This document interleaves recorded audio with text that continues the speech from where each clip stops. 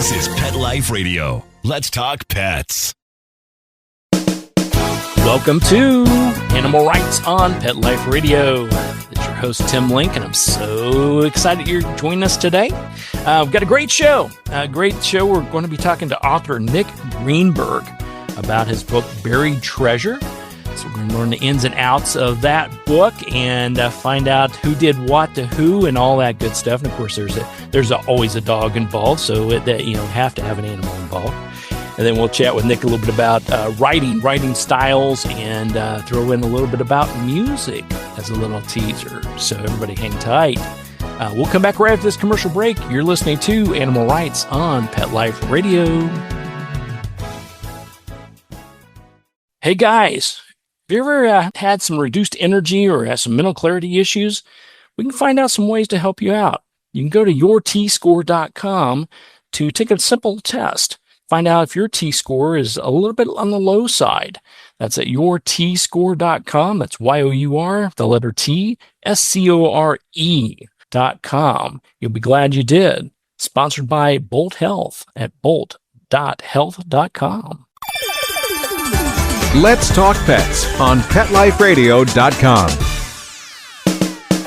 Welcome back to Animal Rights on Pet Life Radio. Joining me now is Nick Greenberg, author, writer extraordinaire, and music composer. There's another little teaser. We'll go into that a little bit more detail. Nick, welcome to the show. Excited to be here. Yeah, we're super excited to be here. Love the book. We're talking about Buried Treasure.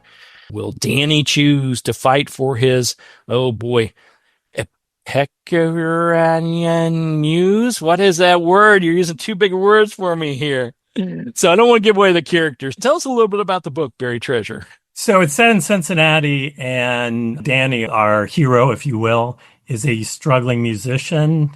And he's been on the road for a while, and he's kind of moved back to town and not gigging as much, doing a lot of home recording.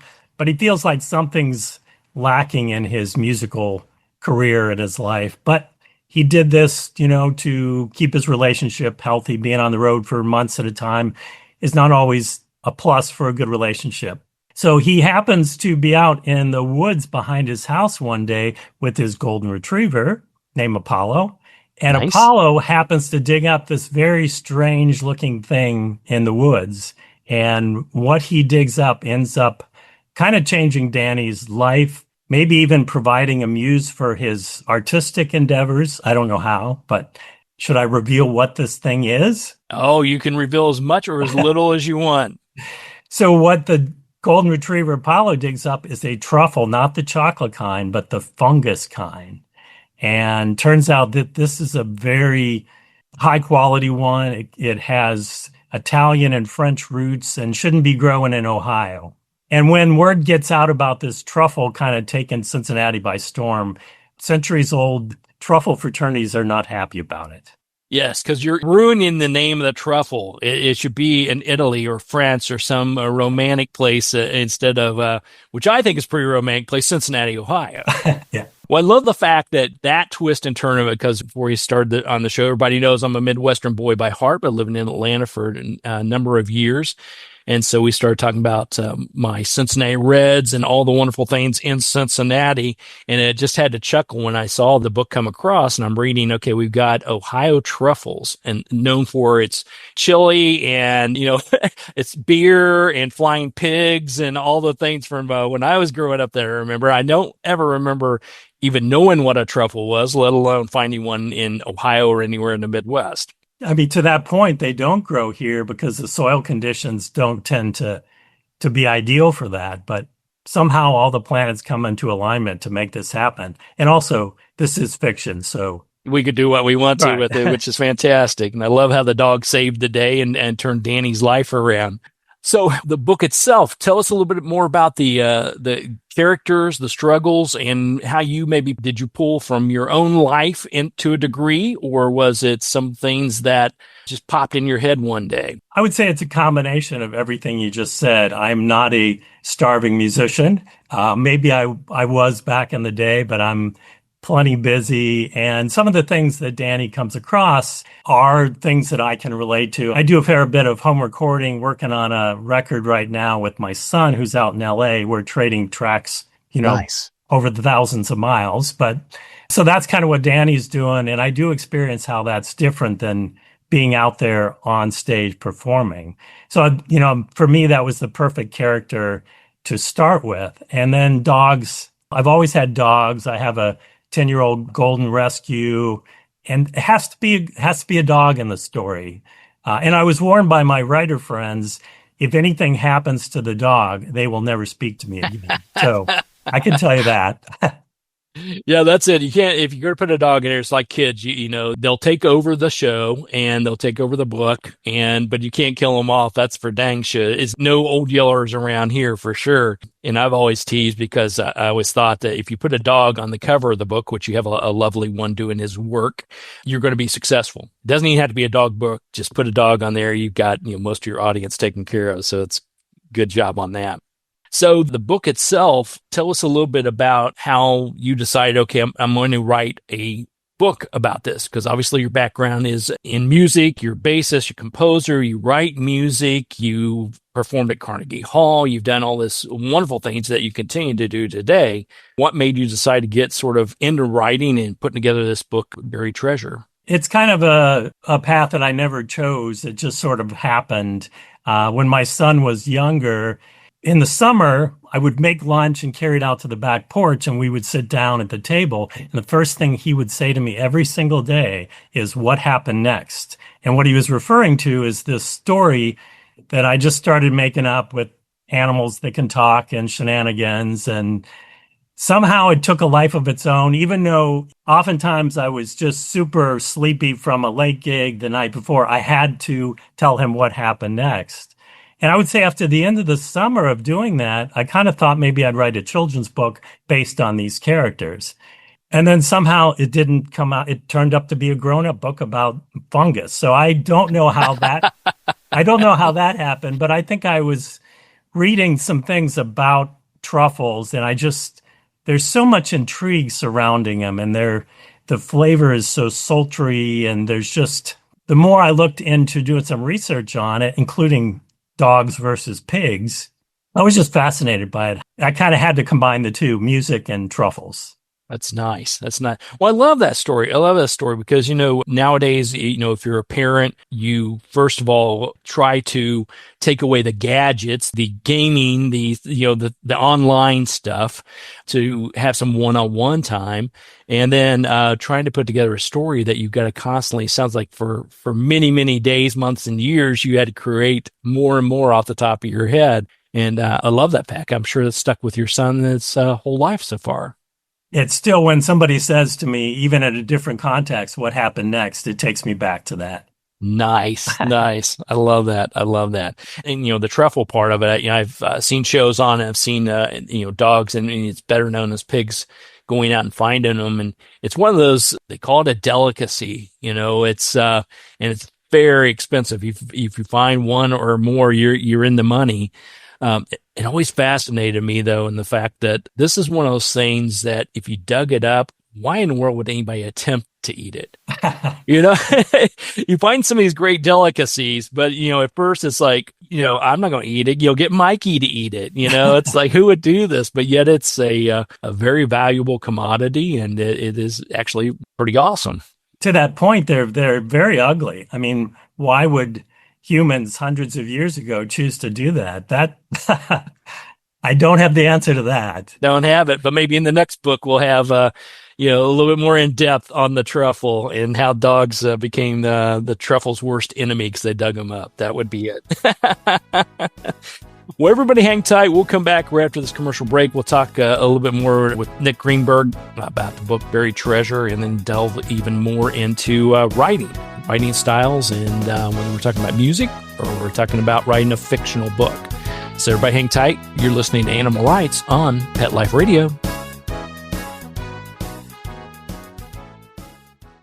Hey guys, why is it important to know what your T-score is? Well, 40% of men over the age of 35 have low T, and men with untreated low T have higher incidence of heart attacks and higher all-cause mortality. So to take a 10 simple questionnaire, you can go to yourtscore.com. It's Y-O-U-R, the letter T, S-C-O-R-E, and find out what your T-score is and see if you need a little bit of help. This is sponsored by Bolt Health. That's BOLT.HEALTH.com. Let's talk pets Let's talk pets on Pet Life Radio. Pet Life Radio. PetLifeRadio.com. Welcome back to Animal Rights on Pet Life Radio. Continue our conversation with author Nick Greenberg and his book, Buried Treasure. So, Nick, when you put together this fictional book, you're starting off with all these great stories you're telling your son, and you decide, okay, it's going to be a children's book, but then it turns into this whole totally different thing. First of all, when it was done, what was your feelings about it? Did you reflect back on the fact that how in the world did I come from this being a children's book to now something that is really powerful and fictional and real detective type crime story? Actually, I didn't question the metamorphosis from children's to grown-ups because it just happened so organically. My brain just sort of shifted to, and I would spend a lot of time driving in the car going to play gigs and lots of ideas sort of just percolating. And once it started, I didn't look back. And I mean, I guess I was more astounded that I actually finished it. Well, it's always exciting when you do complete a project, no matter how long it takes. I mean, how long did it take you to write this from sort of idea to putting it out on the shelves? I can't tell you how many drafts I made, 15, 20, and some of those were minor changes.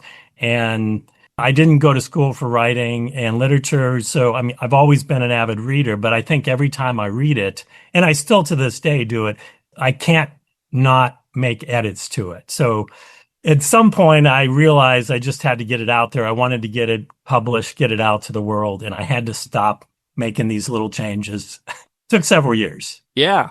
Well, I mean, and that's the key. I find it personally hard. Some theorists, some editors will say that, hey, just get it out there on paper, we'll say, but, in your computer.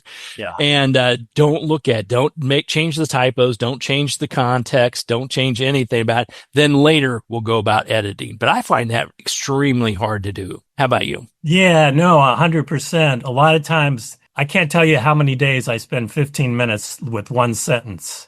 And I should be doing what you said. Just put it down. You know what you're trying to say. Move forward. You're going to go back and revise it anyway. But I just can't help myself sometimes. Yeah, it's a challenge. I've always found it a challenge. There are other writers that say, yeah, I follow that. Whether I'm writing, and I've had some authors I've interviewed, they actually still write out. They take a legal pad and they write out their comments and everything. And others graph it out and they have a format and they have it all structured before they even get started. And others will start typing away X number per day and then maybe once a month or two, or maybe even just let their editor just say, you fix it. That's what you're getting paid to do. So I think for myself, I have to fix it as I go along, and then usually let my wife Kim do the real editing work because I realized what I fixed is nowhere near what it should be. So, well, I do trust. At some point, I do give it to my editor, and they will fix all my grammatical mistakes, and there are plenty. And that's what, like you said, that's what we're paying them for. But into what you just said a minute ago about how people write. Buried Treasure was totally written, and you probably heard this term, plotter versus pantser. Mm-hmm. Yes. Okay. So that was totally written as a pantser. And for your listeners, that's somebody who just doesn't have it outlined, doesn't know what's going to happen, has a general sense of what the story is or the principal characters. But every day you just kind of see where it takes you. Right. Fly by your pants. That's me. I'm definitely a pantser. We'll say that. I'm learning to be a plotter because with my second book that I'm working on, book one was supposed to be a standalone novel, and people kept telling me, my agent said, oh, no, you got to write a trilogy. And I would give it to my friends, and they'd say, what happened next? And what I found was to do that, my agent told me, if we have a trilogy, it's easier to sell to a publisher. But she wanted a thorough chapter outline for two books I hadn't written yet. So I became a plotter. There you go. There you go. Always got to do that. And the trilogies are always great. I mean, you develop a fan base. This is my opinion. You develop a fan base. They get used to your writing style. They fall in love with what you do. They want to know what's next. They want to know what happens to the characters in the first book to go to the second book. I've always found that the challenge is you got to make sure you remember what that first book was all about. You can't kill off the dog, like we said. So we know that's rule number one. But yeah, you've got to remember that they fall in love with not only the story that you're telling, but also the key characters within the book. And they want to know what's going on in their lives as well. So not giving you advice because you definitely know how to do it, but it's something I've learned it's a tricky thing as you go along. It absolutely is. And what you just said really hit me when I started working on book 2. I wanted to make some changes in book 1, but it was already out. Sorry, when I was in book 2, I was thinking, what if I had done this, but I can't change that. So that's carved in stone moving forward. So we'll just have to have you back on the show so we know what book 2 is about. So we got you on the hook here, Nick. After putting the book out, so you're writing the book, you spend a couple of years getting it all done and dusted, you force yourself to quit editing it, it gets on the shelves. What do you hope to accomplish? Did you have a goal? Do you have something in your mind that if a fan pings you and says, hey, this did this for me, or I got this out of it, or I enjoyed it, would that be the kudos you were expecting, or what would you hope that people would get out of the book? Yeah, I would say every reader is going to get something a little bit different out of my writing, but hopefully they're coming to my books knowing they're going to be very foodie centric. There's going to be music in it. There may or may not be a dog. So if those are things that speak to you, hopefully you're going to find the story compelling enough. And I feel like I'm just trying to tell a story that's inside of me. I don't know where they come from, but I just can't help myself. So I'm hoping that people go with me on this journey wherever it goes. Nice.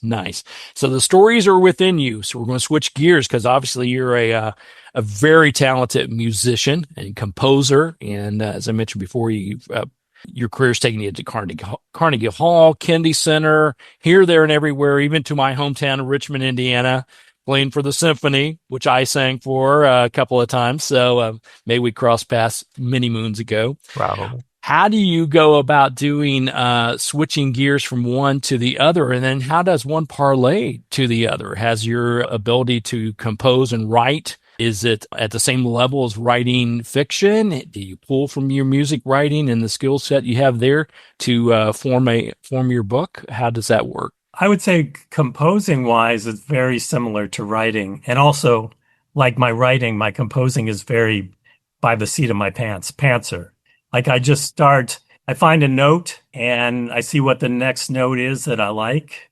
And then I've got 32 bars or 18, whatever the number of bars for the song. And then I start harmonizing it and the chords come kind of like the book filling out the story chapter by chapter. I feel like the harmony does that. And then I go back and edit it and change it. And like, I don't like that chord or that note doesn't work. So I'm changing either the melody or the chords so they fit together. But again, I'm trying to tell a story or convey an emotion that the song, and I'm writing, most of my songs do have lyrics too. So it's the same thing. What do I want to get across? Nice. I like that. So you can parlay both your experience as in writing music as well as writing books. Is one harder than the other? They're equally as hard, definitely. Yes. I guess every day, like some days you sit down to write and just the muse is not there, but you just got to move it forward. And maybe what you write today, you're not going to keep, but it is propelling the story to whatever the next major event is that you need to happen. So sometimes it's just doing the work. Yeah, that's absolutely correct. We were speaking offline a little bit for those that listen to the show for the many, many years. I did originally go to school as a vocal performance major. I spent a couple years doing that and got a minor in vocal performance and then got a business degree because I realized I wasn't nearly as talented as most of those kids out there. But I do reflect back to the writing of the notes and the bars and the things we had to do, the songs we had to write, the brutality of 7:30, 5 days a week going to music theory class. Oh my gosh. Yeah, I feel that. Oh, painful, even to this day, many moons ago. But I think I always reflect back to the music does have a rhythm and words and what the message is you're trying to get across. So I can definitely feel what you're saying and what you're writing in the book, that the message is getting across. You're putting in the right mix in there, the right characters, the right flow, and the things that will, by the time you're done with it all, both the song and the book, you feel good about what you've accomplished, and that translates, I know, to your audience as well. Absolutely. There's a sense of satisfaction of getting it out there in the world. And I don't know that it's an ego thing. It's just a kind of, as what I said before, sharing part of you. And people like it or they don't like it. But the thrill to get it done and to, like I said, open it up to whoever wants to listen to it there's nothing quite like it. Yeah, I would agree with that. And I tell people all the time when they're thinking about writing a book or a story or short stories, whatever it may be, whatever your genre or whatever you're wanting to accomplish, once you publish it, it's there for life. For good or bad. For good or bad. It's out there. And it's far more than just, the pros and cons of social media, streaming, these type of things. There's a lot of negativity behind it, but there's a lot of positivity behind it because it's always there. And with a book, once it's out there, it's in the Library of Congress. So unless they burn that sucker down and destroy all records, your book's going to be out there for good or bad. So, just write it and get it out there, and hopefully people will enjoy it or get something out of it. And I think that's Absolutely. The key. Yeah. Well, everybody go out and pick up a copy of the book. It's Buried Treasure by Nick Greenberg. It's a wonderful story. Great dogs, great truffles, great stories about it. And Nick, great job with the book. I thoroughly enjoyed reading it, and thank you for reminiscing with me about music and the Midwest. Absolutely. All right. Well, we're coming to the end of the show today. I want to thank everyone for listening to Animal Rights on Pet Life Radio. I want to thank the producers and sponsors for making this show possible. If you have any questions, comments, or ideas for the show, or people you want to hear from most, drop us a line. You can go to petliferadio.com, and we'll be glad to answer your questions, entertain your comments, and bring on the people you want to hear from most. And while you're there, check out all the wonderful shows and hosts. It's a cornucopia of barking truffle fun. That's on petliferadio.com. So until next time, write a great story about the animals in your life, and who knows, you may be the next guest on Animal Rights on Pet Life Radio. Have a good day. Let's Talk Pets, every week on demand, only on PetLifeRadio.com.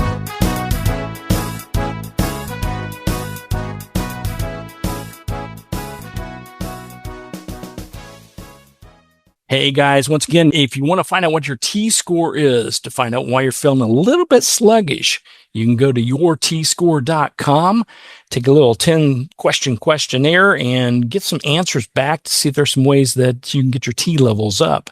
That's at yourtscore.com. That's Y-O-U-R, the letter T, S-C-O-R-E.com. Sponsored by Bolt Health.